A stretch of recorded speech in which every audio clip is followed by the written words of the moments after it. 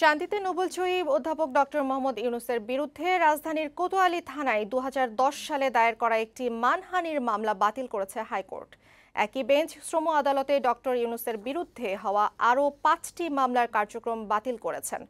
গত ২৪শে অক্টোবর বিচারপতি এ.কে.এম. আসাদুজ্জামান ও বিচারপতি সৈয়দ এনায়েত হোসেনের হাইকোর্ট বেঞ্চ এ আদেশ দেন।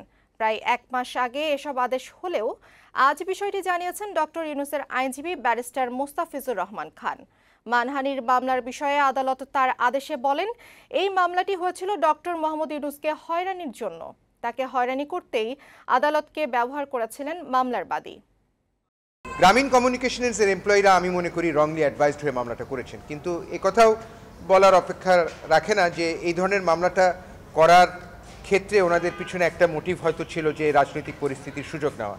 সে সময় প্রফেসর ইউনূসের প্রতি আওয়ামী লীগ সরকার বিরাগভাজন ছিলেন, সেই পরিস্থিতি সেই পরিবেশে সুযোগ নেওয়ার যে একটা চেষ্টা করা হচ্ছিল এই ব্যাপারে কিন্তু বলাই যায়।